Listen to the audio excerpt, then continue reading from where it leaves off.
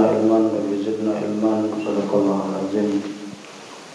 Al-Mukarram al-Muhtaramun yang sama-sama kita hormati Ketua DPW Juleha Sumatera Selatan Bapak Andika beserta seluruh kawan-kawan Ustaz Rahman, semua kawan-kawan dari DPW Juleha Sumatera Selatan, insyaallah semuanya dirahmati oleh Allah Subhanahu wa taala.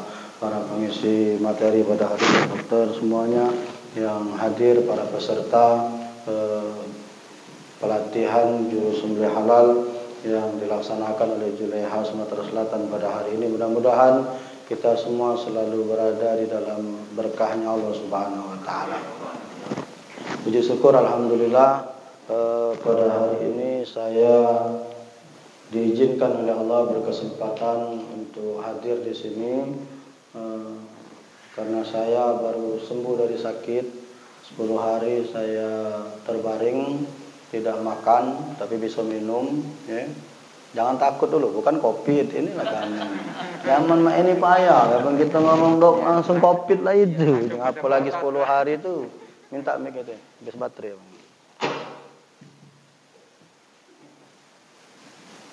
Langsung pada melotot. Iya, untuk kepeng sakit nih katanya COVID lah itu. 42 tahun usia saya, bulan Juni nanti 43 tahun, dan ini adalah sakit terlama saya. Saya kecapean memang, saya nih wong kata dokter tuh teka. Dia ngomong ke istirahat adalah istirahat. Likulli shay'in haqqun, bahwa badan kita ini kan punya hak sebenarnya.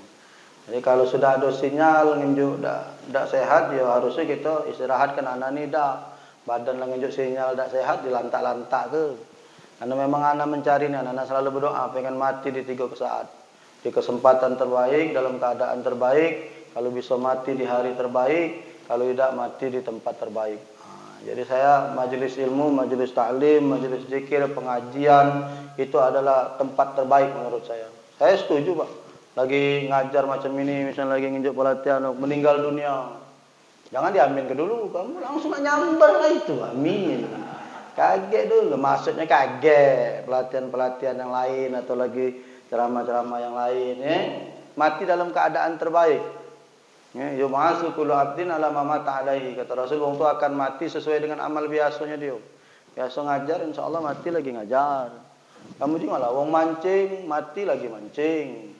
Ya kan, wong hobi begap mati lagi begap. Ada yang 4 kami lagi organ tunggal, duet dengan biduan mati. Memang gawe wak itu dah ajak nengok organ, nak duet lah itu. Jadi kita ni kebiasaan kita ni apa? Itulah gambaran kematian kita. Maka saya meminta kepada Allah mati dalam keadaan terbaik, ya. Dari lagi sholat, lagi zikir, lagi majelis, lagi apa. Makanya saya sakit-sakit masih, kecuali tekaparan. Kemarin ada kuat lagi dempus. 3 hari dempus di rumah karena tidak makan. 2-3 hari dibalik ke klinik karena kan COVID sekarang. Jadi kalau kita ke rumah sakit itu harus melok prosedur dulu. Mau tak mau. Jadi akhirnya saya berlari ke klinik Amami. 3 hari juga dirawat sana, belum ada perubahan. Mau tak mau ke rumah sakit. Akhirnya saya dibawa ke rumah sakit, diisolasi dulu 2 hari, PCR dulu 2 hari. Setelah dinyatakan negatif, baru bisa pindah ke ruangan. Jadi sekarang rupanya standar rumah sakit macam itu. Masuk PCR dulu, karena dia ada stal khusus. Kalau yang COVID ini, kalau yang non COVID ini. Jadi sudah dinyatakan negatif atau positif, baru dipindahkan kemana? 2 hari saya di ruang isolasi. Nah, alhamdulillah saya belum menerima jadwal sebenarnya. Dokter masih meminta saya masih istirahat, makanya kemarin 1 pekan ke depan semua jadwal saya cancel, saya batalkan, saya istirahat. Tapi karena ini Juleha, saya pembina juga di sini, ya. Dan niatan Pak Andika dengan kawan-kawan pertama kali dulu menghadap saya untuk meminta jadi pembina juga luar biasa. Dan memang permasalahan ini permasalahan yang menurut saya wajib untuk kita siarkan. Kenapa penyembelihan hewan kurban ini terjadi setiap tahun? Di masjid, kalau masjid kecil lah, masjid kampung, minimal sikok sapi, sikok kambing itu pasti ada. Yang jadi masalah kita ini semangat nyembelihnya ada, ilmu dak kate. Sama cak wong imam, semangat nak jadi imam ada, ilmu dak kate. Hiko semangat nak ke depan, nak istilah kita nak ditonjolkan dalam setiap acara ado. Ilmu dak kate. Maka saya banyak di lapangan nemu kuong. Saya pernah anaknya kawan saya umur 5 tahun meninggal dunia. Saya lambat nyampe di pemakaman, wong sudah nak doa. Jadi yang doa waktu itu Allahumma firlaha warhamha wa'afiha wa'fu'an. Yang meninggal umur 5 tahun. 5 tahun apa dia nak dipirlaha ke?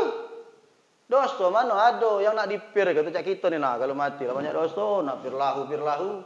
Mana ada? Rasulullah sallallahu alaihi wasallam mengajarkan kalau budak kecil meninggal dunia yang belum akil balik, doanya bukan Allahumma fir, tapi doanya Allahumma ja'alhu faratan li abawaihi. Jadi kalau kita ketemu dengan wong yang ngerti, wong ketawa. Macam-macam wah ini. Uji wong yang tak ngerti, amin. Wah, siapa dia sama-sama bengak kan tuan. Sama cak wong di Mekah lah kira-kira kan nganyang baju, marah wong Mekah, ngoceh-ngoceh, dia amin ke nyole ibu itu, ibu dia tu marah gitu. Ya karena bahasa Arab tu, jadi sangkonya doa, no aku kira bukan no aku ibu marah ada tu ibu tu kata bahasa nian dia wahil nganyang-nganyang. Wong kita tak ngerti karena bahasa Arab amin. Jiku ibu ni macet jiku urusannya.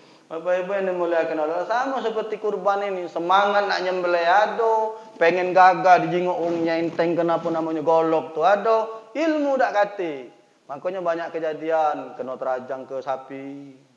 Ada yang nyembelih kambing tegak lagi. Kapan ngomong kambing ni sakti, sudah disembelih dia pacak tegak lagi. Bukan sakti wak tebuyan, uratnya dak putus. Memang lehernya tenganga, tapi 3 urat yang harus putus ini tidak lepas, tegak sak kambing. Bukan kambing tu hebat, yang nyembelihnya itu buaya. Mangkonya saya, ya sudah Pak Anika, saya datang. Pematerinya Ustaz, ahlinya, Ustaz fikihnya, ada Pak dokternya, dijelaskan kalau secara kesehatan. Maka ini penting disiarkan. Kalau saya selalu ngomong dengan Pak Andika, kita siapkan kader yang memang benar-benar mumpuni. Lagi kita urus sertifikasinya. Kemana jalan kita ambil? Juleham mempromotornya. Kita tidak bisa mengeluarkan sertifikasi, tapi kita hanya bisa mengajarkan batas ilmunya baik. Setelah mapan, wong ini kita sertifikasi. Kemana ngambil sertifikatnya? Kita ambil. Kalau sudah jadi, kita ajarkan kepada yang lain. Mulai dari penyembelihan kalau hewan kurban sampai ke pembagian. Hanya kalau hewan kurban itu tidak ada. Ya ada yang pacak nyembelih Pak. Kapan sekali nyembelih, kepala hilang. Sering tak kamu di masjid-masjid kita dulu? 10 sapi. Ya 10 sapi itu aman kakinya kan 40 harusnya. Kapan tinggal kaki? Tinggal 30. Jadi gitu kenapa 30 kaki ke mana 10-nya lagi? Tidak 30 inilah kakinya. Iji kusi kok sapi itu 4 mana baca? Aman sapi 10, ya harusnya 40 kaki. Kepalanya harusnya ada 10 kepala. Ini kapan disembelih 10 sapi, kepala tinggal 2. Kemana kepalanya? Digawa oleh yang nyembelih. Mana hadisnya? Mana dasarnya? Yang ngatakan bahwa yang nyembelih ngawak kepala sapi. Mana ada? Pembagian hewan kurban itu 3 bagian. Sepertiga yang punya hewan kurban, sepertiga hak fakir miskin, sepertiga hak karib kerabat handai tolan. Jadi kalau sapi itu misalnya anggaplah 100 kilo, bagilah sepertiga. Kalau kurang lebih 30 kilo berarti ya tak? 30 kilo punya yang punya sapinya, 30 kilo punya fakir miskin, 30 kilo punya handai tolan karib kerabat. Jadi kalau dia 30 kilo bagi 7, berarti wong kira-kira kurang lebih 4,5 kilo, 4 kilo lah anggaplah ya tak? Jadi yang berkurban wong 7 kan sikok sapi kan dibagi 4. Ya apa dibagi 30 tadi. Karena sepertiga itu punya hak yang punya korban kan. Dibagilah. Maka dia 4 kilo lebih dikit. Kalau di majelis saya Pak, motong. Kemarin kami motong 35 kambing Pak Nika. 35 kambing, 6 ekor sapi. Memang ditimbang nian. Kalau masjid-masjid tidak. Nyembelih-nyembelih kumpul ke sapi. Kalau kita tidak. Karena setiap sapi itu beratnya beda. Harganya juga beda. Mbak dulu punya hak yang berkorban. Keluarkan dulu. Macam itu. Sudah keluar, nah yang hak fakir miskin dengan karib kerabat boleh digabungkan. Karena dia kan bebas. Kalau yang berkorban beda. Wong cuma wong 7. Kalau karib kerabat handai tolan, fakir miskin dia kupon. Berapa kupon yang terada kita bagi. Itu bedanya. Makanya harus kita layankan. Ini banyak terjadi di masyarakat yang sampai hari ini. Maka yang nyembelih modal cuman lading baik. Itu pun nyembelih ladak belajar, mawak kepala. Kamu tahu tidak kepala sapi? Kalau berat sapi 100 kilo itu, tidak usah mudik ke. Aku ini dulu saya ini tinggal di pojok terus rumah saya di bawah kandang kambing. Kalau yang umur sekarang yang umurnya 40 tahun, ya, yang sekarang umur 40 tahun ke pojok, pasti tahu di Masjid Agung itu ada kandang kambing, Pak. Masjid Agung lama sebelum dibongkar, di belakang Masjid Agung tempat duduk, masuk dari Kapuran, itu kan ada rumah bari, ya, rumah besar, bawahnya kandang kambing, pojoknya ada rumah. Itu rumah nenek aku. Saya tinggal di sana, lahir di sana. Saya kambing, kamu tegak ke bae, akulah pacak nebak beratnya berapa. Kambing, kamu tegak ke bae, akulah tahu beratnya berapa. Kan hidup dengan kambing, Pak, bertahun-tahun. Wong tua, tukang kambing, tukang jagal di 16 sana terkenal di Los sana enggak tahu sama bapak anak. Sapi kalau dia berat 10 kilo, itu minimal daging di dalam kepalanya 7 kilo. Karena paling banyak daging di pipi nih, Pak, diseset, diambil ini, ditimbang dagingnya itu bisa sampai 7 kilo. Kalau sapi yang berat daging asnya 100 kilo. Kamu bayangkanlah, yang berkorban dapat 4 kilo, wah modal lading motong tak baca boleh 10. Alangkah ada suak itu. Bukan lebih daripada ladas, tapi dia berdosa. Kenapa? Karena mengambil sesuatu yang bukan menjadi haknya. Tukang sembelih tak boleh dilebihkan dalam hadis. Dia tetap mendapat bagian sesuai dengan haknya. Kalau orang lain boleh sekilo-sekilo, ya tukang sembelih sekilo. Bahkan tukang sembelih itu tidak boleh dibayar. Kita ni beda, tukang sembelih nggak boleh pala, boleh kulit, boleh kaki, injak duit pula. Ay, kau baik aku sembelih sini gitu. Alang keladas. Di tempat saya kata cerita, Pak, kita menjalankan syariat secara hukum. Jadi tidak ada hadis yang mengatakan Rasul atau hukum syariat mengajarkan kepada kita dalam kitab fikih bahwa yang nyembelih boleh ngawak balik kepala. Tak kata, Pak.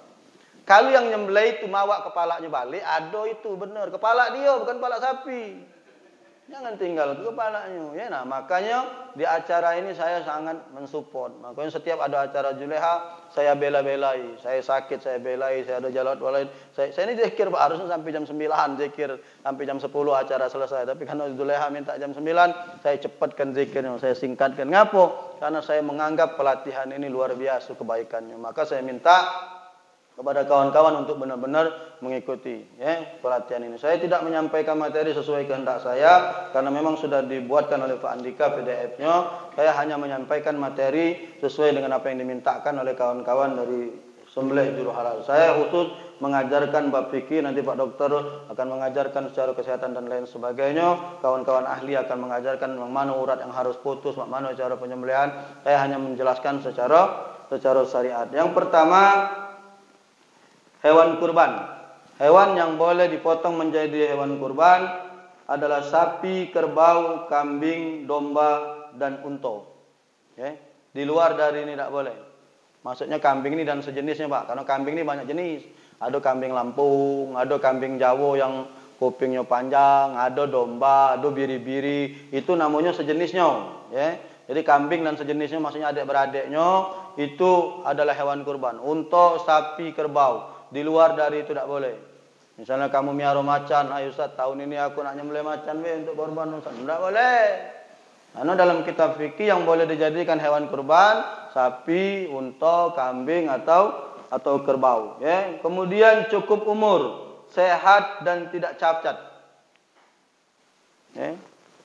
Cukup umur, sehat dan tidak cacat. Ini ada hadisnya dari Jabir bin Abdullah radhiyallahu anhu berkata bahwa Rasul sallallahu alaihi wasallam bersabda, "Jangan kalian menyembelih hewan kecuali telah mencapai usia musinah. Kecuali jika kalian sulit mendapatkannya, maka sembelihlah domba yang telah mencapai usia jaz'ah." Apa musinah? Musinah itu tanggal gigi serinya. Dia sudah berumur 1 tahun lebih biasanya. Makanya kalau kita nak beli hewan kurban tu harus ngerti juga, Pak, yang beli ni. Makanya maaf, kita kadang-kadang beli sapi, beli kambing, galaklah beli dengan wong non muslim. Dia tak ngerti, cuma jualan baik. Kamu tanya mana kau ini bagus sapi? Wah, iya bagus apa? Tengok dulu giginya masuk dah. Kupak kalau bahasa kami nyebutnya, Pak, gigi kupak. Gigi sini sudah tanggal. Jadi dia sudah gigi ini sudah patah, sudah tumbuh gigi besar dua. Pokoknya kalau beli sapi, beli kambing, jingok dulu giginya ini. Makanya penting kamu pacak kelakar tuh. Jadi waktu berhadapan dengan kambing sapi ajak kelakar, dia nyengih, jengak giginya. Nah, masuk berarti umurnya. Ya, kalau aku kan sapi, kalau nyengok aku kambing, tahu Pak Andika. Jadi nyengok giginya. Nah, masuk inilah ada gigi besar dua sini. Berarti gigi serinya sudah tanggal. Itu namanya usia mustinah. Tapi kata Rasul kalau kamu tidak ketemu mustinah ini, yang usia matang 2 tahun, kambing ini misalnya yang sudah tanggal gigi serinya, maka boleh kita ambil yang jaz'a. Apa jaz'a itu? Domba yang berumur 1 tahun lebih. Jadi kalau domba umur 1 tahun sudah bisa dipakai untuk ini. Berbeda dia dengan kambing biasa. Kalau kambing biasa, kambing Lampung setahun belum patah giginya, belum lepas. Tapi kalau domba dia berumur 1 tahun sudah bisa dipakai untuk apa namanya. Tapi dengan syarat kita sudah cari mustinah tidak ketemu, baru boleh kita ambil domba jaz'a. Umurnya 1 tahun lebih lah, dia sudah bisa kita sembelih. Itu bedanya domba. Makanya kalau ada orang nyembelih domba agak kecil, itu sudah masuk usia jaz'a, tidak apa-apa. Walaupun gigi serinya belum tanggal. Karena ini hadis yang diriwayatkan oleh Imam Muslim. Jadi kita memilih hewan kurban itu usianya mustinah atau kalau tidak ketemu cari yang domba dia jaz'a. Dalam kondisi asu, thayyibah, sehat, tidak cacat. Jadi kalau kita mencari hewan kurban tidak boleh yang cacat. Cacat ini maksudnya jelas cacatnya. Jelas kurusnya, maaf. Kalau kambing itu kan sapi ada bijinya, jingok juga itu. Karena banyak kita ketemu sapi kambing bijinya siko. Ada juga yang buta. Kalau kambing Lampung, jangan Pak. Kambing Lampung itu paling reward ngurusnya Pak. Karena abah aku kan jualnya kambing Lampung, ngambil dari Lampung. Kambing Lampung itu kalau dia nak tidur, mata harus kita bersihkan, harus ditetes ke jeruk nipis. Kalau tidak besok buta. Itu bedanya kambing Lampung tuh. Sudah tuh kambing Lampung kalau dia berdengek, mati. Sama cak kena Covid ini nah. Mati langsung. Itu kambing Lampung itu kapan dia berdengek, mati. Maka kalau kita beli kambing, perhatikan nian, jangan main tanya tunjuk dari mobil, turun nian. Jingok kakinya, jingok tanduknya, jingok bijinya. Jingok galo, sudah bagus. Nah, matonya cak ini ke Pak. Bukan kambing Pak Andika ini contoh baik. Ini misal kamu Pak Andika tersinggung. Kita cak ini ke. Kalau dia buta, tidak berlari kambing. Mantap ya palanya. Tak kata reaksi. Tapi kalau kita main ke dia cak ini, berarti kambing itu tidak buta. Kalau kita cak ini ke dia nerajang, melawan kambing itu berarti. Sudah tidak buta, melawan pun orang. Maka kita pun sebagai panitia yang nyari hewan kurban harus paham, mengerti bahwa hewan kurban ini tidak boleh cacat, harus sehat, cari warna yang paling bagus, cari warna yang paling bersih. Kalau Rasulullah di dalam hadis, hewan kurban yang pertama kali disembelih oleh Rasul berwarna hitam, kambingnya, dombanya, di tengahnya ini ada list putihnya Pak. Warnanya yang baik, warna yang bagus, warna yang cerah, kambingnya sehat, sapinya sehat, lengkap dan dia tidak cacat. Maka kita harus wajib bagi panitia korban mengetahui cara mencari hewan kurban. Lalu kemudian tata cara penyembelihan halal. Tata cara penyembelihan halal adalah menyebut nama Allah. Dalam surah Al-Had ayat 34, Al-An'am 119 dan 121 dijelaskan bahwa dengan membaca Bismillah Allahu Akbar, oleh karena itu disyariatkan adanya penyembelihan hewan kurban ini adalah orang yang beragama Islam. Karena apa? Karena kita nyembelihnya harus mengucapkan doa Bismillah Allahu Akbar. Kenapa? Karena di dalam sebuah hadis dijelaskan bahwa kita Rasul sallallahu alaihi wasallam bersabda dalam hadis yang diriwayatkan oleh Imam Muslim, "Innallaha kataba al-ihsana 'ala kulli syai', fa idza qataltum fa'ahsinu qitrahu, wa idza zabahtum fa'ahsinu zabahun, wal yuhida ahadukum syafratahu falyufri zabihatahu." Rawahu Muslim. Sesungguhnya Allah memerintahkan agar berbuat baik terhadap segala sesuatu. Jika kalian hendak membunuhnya, bunuhlah dengan cara yang baik. Jika kalian hendak menyembelihnya, sembelihlah dengan cara yang baik. Hendaklah kalian memejamkan pisaunya dan senangkanlah hewan yang akan disembelih. Hadis riwayat Muslim. Apa maksudnya menyembelih dengan cara yang baik? Adalah kita menyembelih hewan kurban itu, kita mengucapkan asma Allah, mengucapkan nama Allah. Salah satunya yang disampaikan di dalam Al-Quran tadi, Bismillahi Allahu Akbar. Mangko kamu terbayang enggak, Pak? Minta maaf nih anak-anak. Anak ini dulu tak galak nyembelih, Pak. Karena anak ini sebenarnya wongnya tidak tegahan ya. Anak tak galak dulu nyembelih. Tapi setiap anak hadir di masjid, anak ngawas yang nyembelih, sedih anak, Pak. Maaf beribu kali maaf, Pak. Yang nyembelih itu kadang Pak pakai celana pendek. Maaf nih yang badan betato-tato. Kita tidak ada ngomong betato itu tidak. Tapi kalau betato lah tobat lain, Pak. Betato bat lano pendek makin masih melawan mamang ini belum tobat ya hanya gitu. Itu nyembelih kambing, nyembelih sapi waktu hewan kurban, ya. Kamu tahu tak? Belum tentu dia tu berbacaan. Kita tanya mungkin dia ngaji beda baca.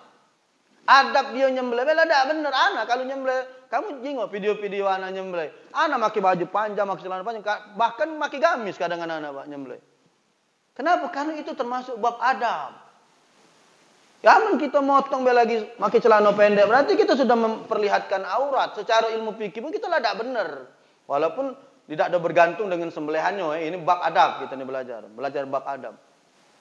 Bahwa kita menyembelih pun ada adabnya. Pakailah pakaian yang baik dan bagus, menutup aurat, pisau kita simpen.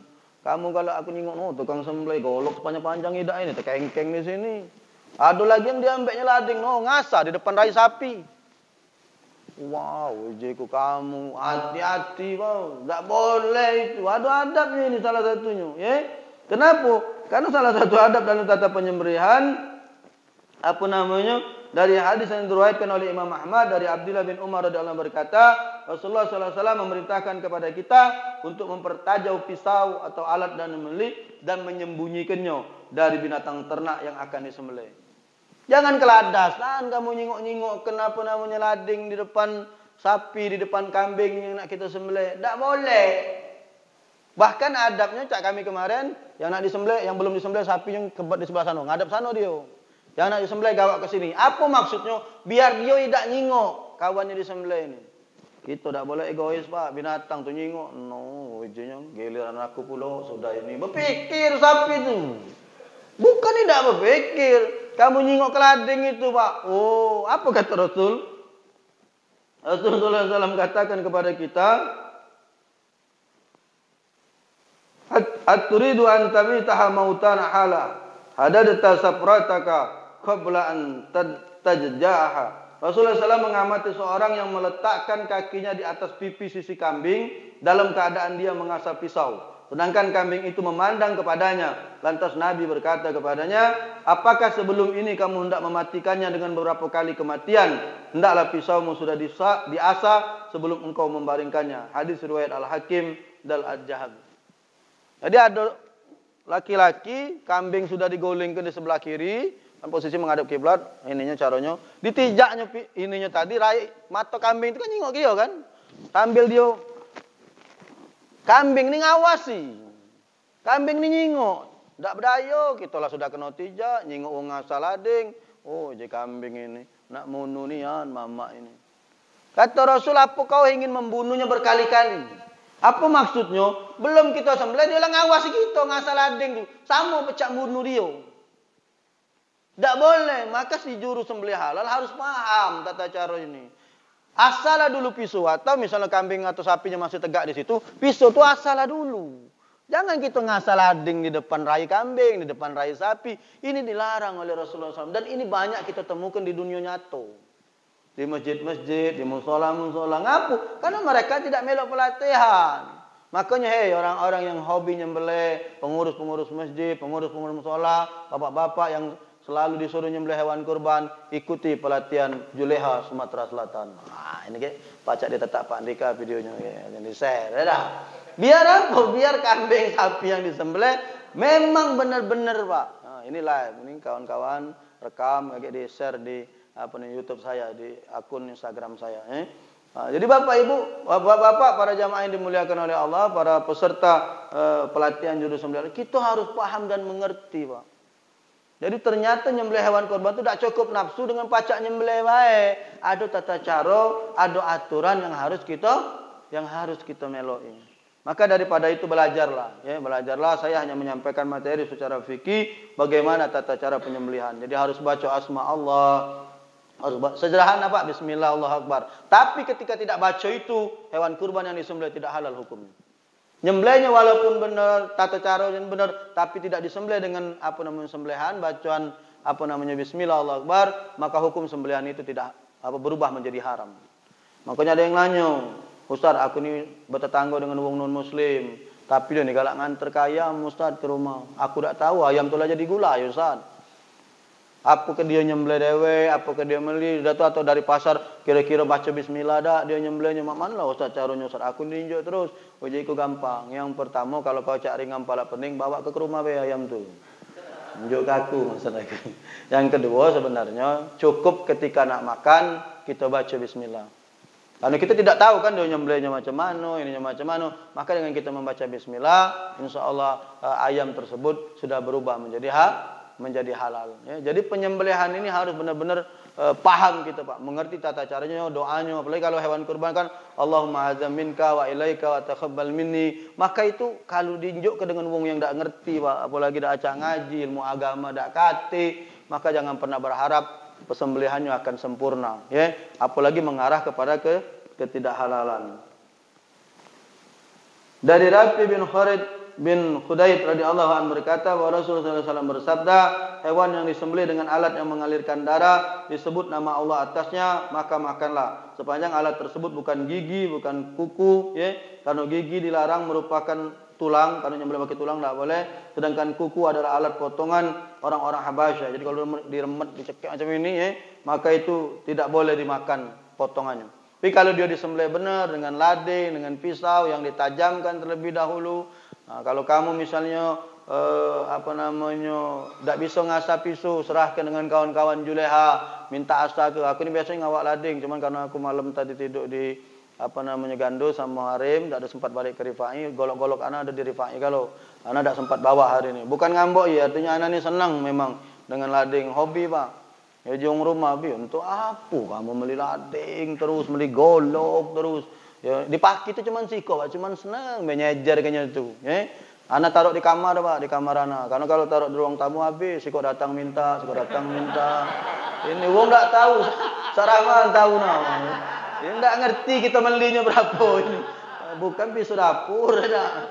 Beli 100-200. Jadi saya rubah sekarang. Saya buat wadahnya, ditaruh di kamar saya, dijajarkan samurai, golok, lading, pisau. Saya jajarkan Pak di kamar tidur saya, di tempat ruang saya. Bukan aku tuh takut apa, bukan. Itu tadi kalau dia di luar, habis pisau lading ni, pinta yung. Kemarin baru nyajar kedikit, baru beli pisau baru, abah lah minta. Pak Yuli abah ni kalah juga untuk jembelih kambing nih. Jika mana abah dah pacar lagi kita nak ngomong.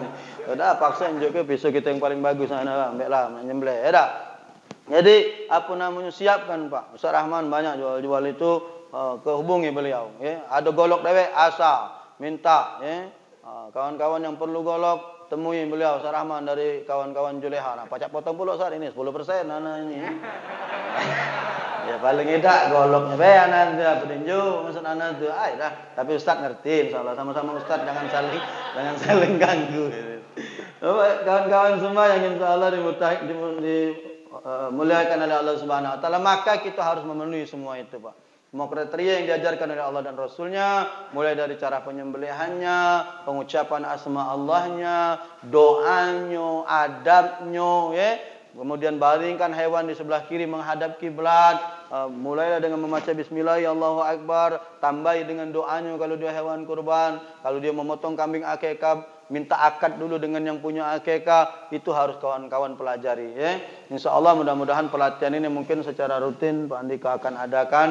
Nanti materi juga beliau susun. Ini materi yang sudah saya sampaikan. Kalau pelatihannya sifatnya nyambung, berarti materinya harus nyambung yang lain Pak Andika. Kalau pelatihannya uang baru, maka insya Allah materinya tetap kita kasih materi ini. Anggaplah berseri Pak. Berseri dan dia benar-benar tersusun, tertata dengan rapi. Maka insya Allah mudah-mudahan ketemu lagi nanti dengan saya. Kalau kawan-kawan yang sudah melok pelatihan angkatan pertama, mengikuti lagi angkatan kedua, kita tambah lagi materinya. Misalnya nanti bagaimana cara pembagian yang benar menurut syariat, akan kita tingkatkan nanti. Ya, itu sementara materi yang diberikan oleh kawan-kawan Juleha, yang sudah saya sampaikan kepada kawan-kawan semua, yang lebih kepada mengarah ke bab fikih. Bagaimana penyembelihan yang baik dan benar, bagaimana memilih hewan korban yang sehat, nanti Pak Dokter dan kawan-kawan ahli akan menjelaskan. Namun sekali lagi, bukan sombong, udah kalah melok ini bukan juga banyak ilmu, pengenan saya itu mendengar-dengar segala, tapi memang saya kondisi masih belum memungkinkan. Saya masih disuruh dokter banyak istirahat, maka saya setelah habis selesai ngisi acara, saya hanya membatasi 2 sampai 3 acara selama saya sakit.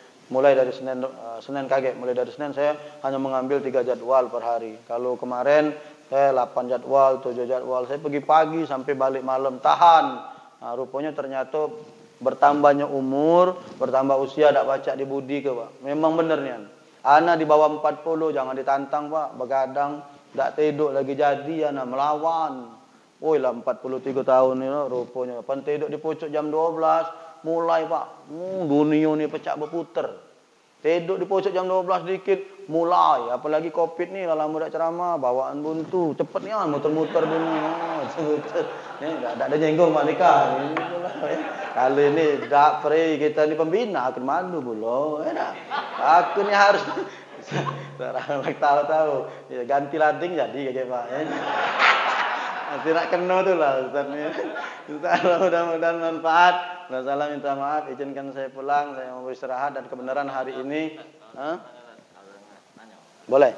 Hari ini guru saya, kebenaran guru SD saya juga meninggal dunia Pak. Barusan saya dari jalan dari sini, saya dapat kabar guru SD ini guru yang dulu tukang nyobit Yana Pak. Jadi kapan sekolah dulu, woi cobit dan sampai sekarang anak ingat, Ibu Tunis namanya. Allahumma ya ramha ya. Kapan dia itu dikit, aku ini agak bandel dikit Pak, agak datang galak telat, main galak dikit, dicobitnya nyat. Woi cobitnya teringat nah, kapan dia sudah habis nyobit biru badan ini. Kemarin saya ceramah di SD saya, tempat saya SD dulu, saya ngomong waktu ceramah, masih ngajar ya kemarin waktu saya ceramah. Saya ngomong terima kasih kepada Ibu Tunis, ada sikap lagi Ibu Ani, saya nggak nyobit saya, berkat Bapak Ibu cobit, berkat Ibu cobit saya lah, alhamdulillah saya sekarang sudah jadi ustad. Bang Seidah Ibu cobit, Bang Seidah Ibu marahi, mungkin saya sudah jadi jabalan. Alhamdulillah. Sebenarnya kayak kalau tahu waktu itu, saya bukan minta cobit Pak, minta tabok. Jadi Cak Abdul Somad aku baca. Karena dicobit baru kelas Palembang bae ya, maksud kena taboknya waktu itu baca jadi nasional gitu. Jadi Cak Ustaz Abdul Somad. Ya dah. Alhamdulillah dan beliau meninggal dunia. Tapi saya sudah berkirim Al-Fatihah dan sekaligus saya meminta Al-Fatihah kepada Bapak Ibu, mudah-mudahan guru saya Ibu Tunis diampuni segala dosa-dosanya dan insyaallah diberikan sebaik tempat di surganya Allah Subhanahu wa taala. La dunya wa kullu niyatin shalihah. Al-Fatihah.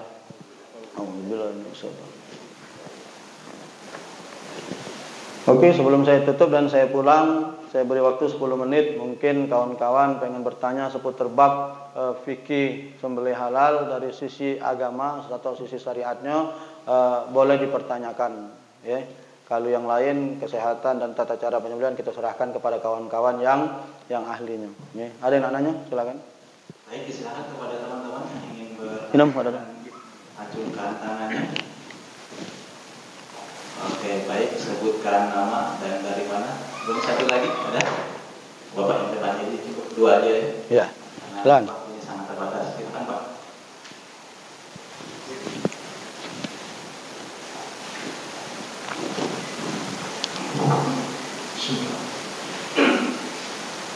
Assalamualaikum warahmatullahi wabarakatuh. Waalaikumsalam warahmatullahi wabarakatuh. Yang pertama, saya ucapkan terima kasih atas kesempatan yang telah diberikan. Semoga ini jadilah sebab hidayah untuk kita semua. Allah berkahi dan memberikan rahmat dan petunjuknya untuk kebaikan kita bersama. Izin Ustaz, kami dalam hal ini ingin sedikit, bukan sedikit sih, karena ini perkara ilmu. Jadi minta untuk sekaligus diseragamkan berkenaan dengan niat yang tadi Ustaz ucapkan untuk proses penyembelihan, baik itu hewan yang katakanlah kurban dan akikah. Jadi kan banyak ulama yang mengajarkan ada yang seperti ini, ada yang seperti ini. Mungkin dalam kesempatan ini kita bisa diberi keseragaman lah istilahnya, sekaligus langsung diijazah mungkin kan. Jadi untuk dapat kita tata caranya maksudnya. Niat. Niat. Terima kasih. Assalamualaikum warahmatullahi wabarakatuh. Nama dari mana? Nama Dapur. Namanya dari mana itu? Dari lupa. Saya Dedi Abdul Rahman dari Lahat. Lahat. Ya. Jauh. Dosen mertua aku ini Masa. di Bandar Agung. Saya di mana aja. Iya. Ada ngawak duku kata.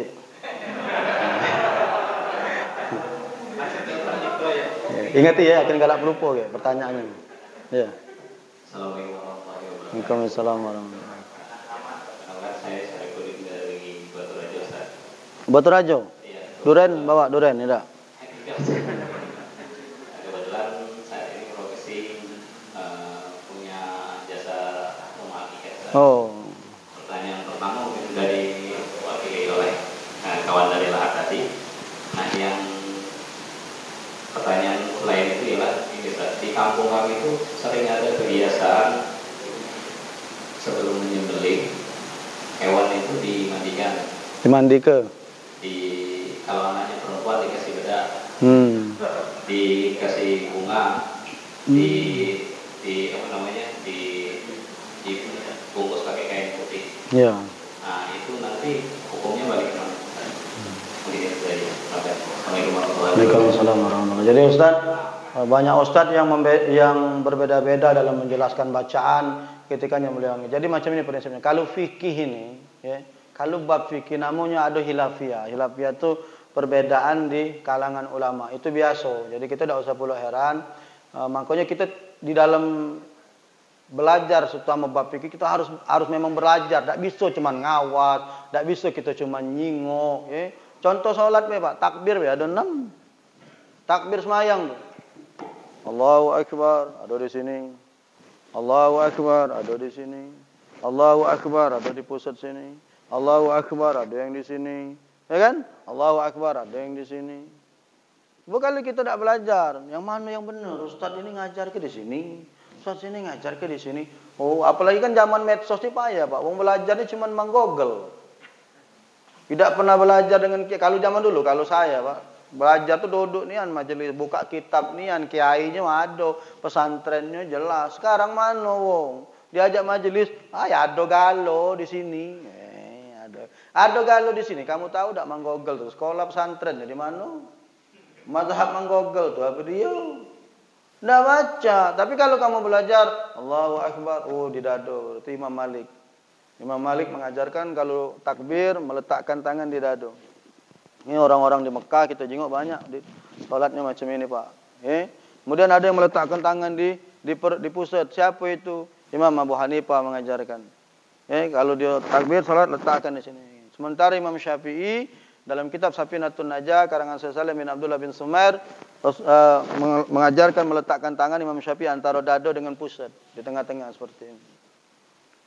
Jadi kita harus belajar sama dengan nyembelih ini ngajarkan ini ngajarkan ini. Maka kita yang bermazhab Ahlussunnah wal Jamaah bi mazhab Imam Syafi'i, saya merujuk kepada kitab Kifayatul Ahyar. Dalam kitab Kifayatul Ahyar dalam adab penyembelihan, salah satu doa yang diajarkan adalah Allahumma hadza minka wa ilaika wa taqabbal minni. Karena Rasul waktu nyembelih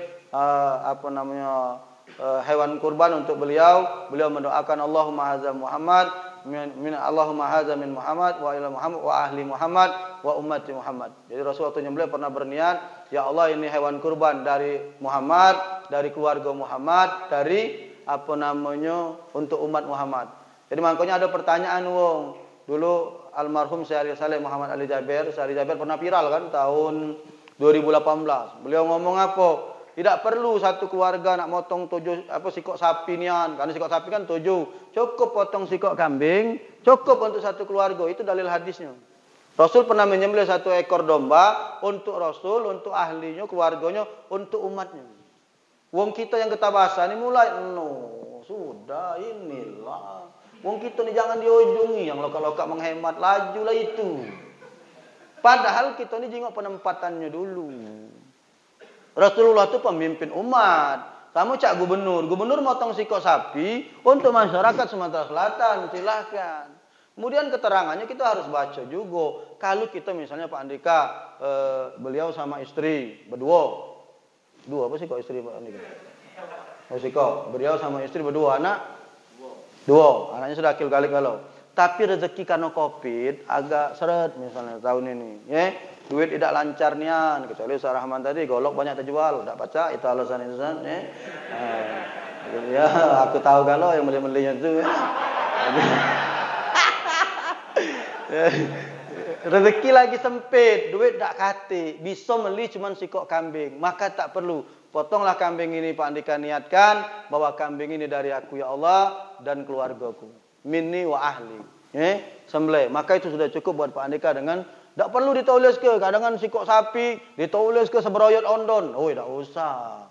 Sebut ke sikok, misalnya sapi itu punya kita sikok dewean kan, misalnya keluar. Sebut ke aku dengan ahli dengan keluarga boleh. Tapi kalau kita ada duit, ya tentunya yang paling baik Pak tojo keluarga, tojo kambing, motong atau sikok sapi, ya. Jangan kita bahasa ego hidup ini. Jadi jangan memanfaatkan hadis itu cepat viral, akhirnya diralat sama Salih Jabir, dijelas ke maksudnya macam ini. Nah, baru kita nalar. Itu pun ada yang cacat tak tahu. Sama dengan berakikah korban. Itu boleh tak? Kambing betina atau sapi betina? Boleh tak? Dalam kitab kita Hidayatul Ahyar boleh. Tetapi tidak pernah dijelaskan oleh para ulama, oleh para ustaz, oleh para kiai. Tidak pernah. Kenapa? Itu ujuk tadi. Jangan diinjuk salah. Kalau kita ngomong boleh nyembelih atau berakikah dengan kambing betino, habis Pak kambing betino kalau wong akikah. Habis tak katik beranak lagi betino tu. Ngapa Ustaz? Betino lebih murah dari lanang. Ya kalau ngomong ya kena tukang kambing. Kalau kambing lanang berat 21 sampai 25 kilo itu sekitar 2,5 juta harganya. Berat berat hidup kalau kambing. Kalau kambing ini sistem ngitungnya, kalau dia berat hidupnya 25, berarti kalau sudah dibuang karena kambing ini besarnya nih seperutnya. Kapan dia sudah dibuang, tinggal dagingnya baik kita timbang bersih, sudah dikuliti, isi perut sudah dibuang, itu paling 10-11 kilo, hampir separuh dia hilangnya. Kalau kambing itu. Jadi kalau berat kambing itu 15, dagingnya cuma 7. Makanya orang galak ngomong, Ustaz, kita bagusnya motong 7 kambing apa sikok sapi? Tergantung kamu nak ngejar apa. Kalau kamu nak ngejar dagingnya, potong sikok sapi. Karena daging 7 kambing dikumpul dengan sikok sapi masih jauh beratnya Pak. Tapi kalau kamu nak berkatnya, motong 7 kambing. Apa? 7 kali maco, 7 kali doa, 7 kali nyembelih. Kalau sapi walaupun 7 mana pacak. Nyembelih kalau dari pucuk sampai ke bawah. Habis sapi kambing itu. Saya set galau cuma sekali boleh sembelih. Jadi nanya apa dulu, kamu nak dagingnya apa nak berkatnya? Mana nak berkat, motong 7 ekor kambing. Di situ ada 7 nyembelih, ada 7 doa, ada 7. Walaupun dagingnya mungkin pembagiannya agak kurang. Jadi kalau dalam kitab Hidayatul Ahyar baca bismillah Allahu akbar dalam posisi menghadap kiblat tadi, gulingkan hewan kurban ke sebelah kiri, ya. Kiri dia ya, bukan kiri kita ya. Mau kita menghadap kiblat, kita sembelih bismillah Allahu akbar, langsung baca doa Allahumma hadza minka wa ilaika fataqabbal minni, ya. Yo kita seragam ke kata beliau tadi, kita seragam ke Ustaz. Kita ngambil kalau nak melok ana dengan guru ana merujuk kepada kitab Hidayatul Ahyar. Lalu kemudian dari Batu Raja. Ustaz, memang di dusun tuh kadangan banyak ini, Pak. Sebenarnya innamal a'malu binniyat wa likulli imri'in ma nawa. Bahwa segala sesuatu itu tergantung dengan niat dan mau mendapatkan niatnya apa. Kalau niatnya itu mandi ke napu, memang itu diajarkan sebenarnya, Pak. Kata Rasulullah tadi kan perlakukan hewan yang kamu potong itu dengan baik. Nah, mungkin dia mengartikan wong tua kita maksudnya melakukan dengan baik itu dimandi ke, dibersih ke, diapo ke, ya. Kalau ibarat kambing tadi dia betino tadi, jo abang bibir. Ini abang bibir yang mahal yang indah itu ya. Sama aja kita di kambing betino tadi, kambing lanang 2,5 juta. Kambing betino, Pak, kalau yang harga 2,5 juta dengan berat yang 25 tadi, itu bisa 1,5 juta harganya, Pak. Jauh dah selisih. Makanya kan ada wong yang sekarang jual online hewan kurban ini, Pak. Dia jual berapa cuman? 1,5 juta. Kalau kita, Pak, kami tukang kambing ini berjual paling murah 2 juta. Karena itu yang masuk ukuran untuk akikah. Kenapa wong-wong yang buat online itu dia bisa jual 1,5 juta? Kata aku, kamu pernah nanya tak kambingnya betino apa lanang? Kamu kan cuma nunjukkan nama baik. Tahu-tahu sudah disembelih, tahu-tahu sudah masuk dalam kotak dagingnya atau sudah dimasak kenyo. Kamu pernah nanya tak kambingnya betino apa lanang? Tanya dulu itu Pak kambing betino. Kalau kambing lanang tak katik 1,5 juta. Dari mana nyarinya? Anak kambing masuk. Karena berat hidup sekarang, timbang hidup sekarang modal wong aja nyebut ke modal marah kalau tukang kambing ini kayak gini. Modalnya sudah 70-80 ribu. Modal itu. Jadi kalau dia ngambil untung 20 ribu misalnya sekilo, ya dah berat kambing 20 kilo baik. Nah, kali kalau dewek kamu. Berarti sudah 2 juta harganya kambing lanang. Kalau kambing betino 1,5 juta. Ya. Nah, kalau dia yang bangsa hobi berais, kambingnya ini tadi nahal dikit lah 1,7 juta palingan macam itu.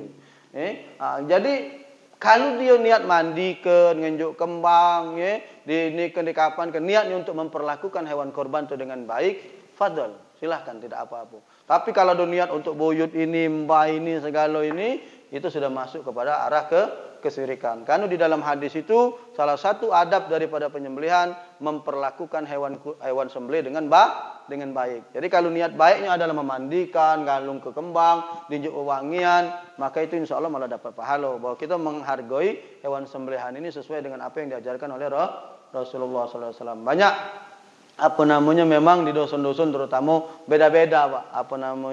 Cara-cara mereka memperlakukan dalam penyembelihan. Tapi balik kepada niat, Kalau niatnya di luar daripada yang diajarkan oleh Allah dan Rasulnya, dia bisa mengarah kepada kesirikan. Sama dengan ziarah kubur, sama-sama ziarah, tempatnya sama, waktunya sama, yang sikok dapat berkah, yang sikok dapat pahala, yang sikoknya dapat dosa. Di mana bedanya? Beda di niat dan tata caranya.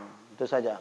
Insyaallah mudah-mudahan Lahad Batu Rajo aman, Kalau mudah-mudahan kawan-kawan yang belum sempat bertanya boleh DM saya di Instagram ke Mas Muhammad Ali. Insyaallah pertanyaan-pertanyaan kalau saya tidak sempat buka, kadang admin beliau japri kepada saya, Ustaz ada pertanyaan. Jadi setiap pertanyaan-pertanyaan di akun Instagram saya selalu saya yang jawab. Tapi admin tinggal kadang ngepost saja mereka. Tapi kalau saya langsung bisa buka lagi waktu lapang, langsung saya jawab biasanya. Insyaallah mudah-mudahan manfaat. Ada salah saya minta maaf, kepada Allah minta ampun. Saya pamit undur diri dari sini untuk beristirahat.